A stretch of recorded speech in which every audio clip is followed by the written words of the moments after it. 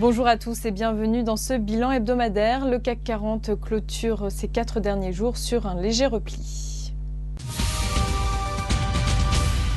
Dans une actualité très calme, Carmat s'est nettement distingué. Le premier patient ayant reçu un cœur artificiel mis au point par la société se porte bien. C'est ce qu'ont annoncé les médecins en début de semaine, 12 jours après l'intervention.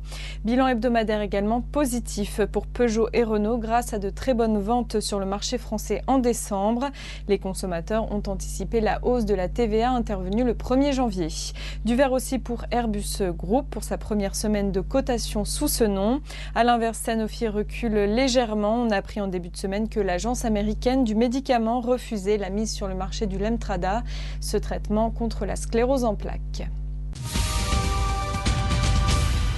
Bilan hebdomadaire sans relief à la Bourse de Paris. Je vous rappelle que la semaine a été écourtée en raison des fêtes de fin d'année. La vraie rentrée 2014 aura donc lieu lundi. L'attentisme des investisseurs pourrait d'ailleurs durer jusqu'aux premières publications américaines qui interviendront le 9 janvier prochain.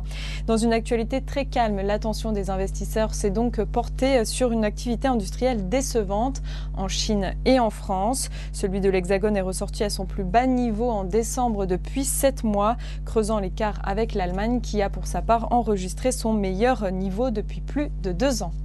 C'est la fin de ce flash, je vous souhaite un très bon week-end. Votre prochain rendez-vous c'est lundi dès 9h30.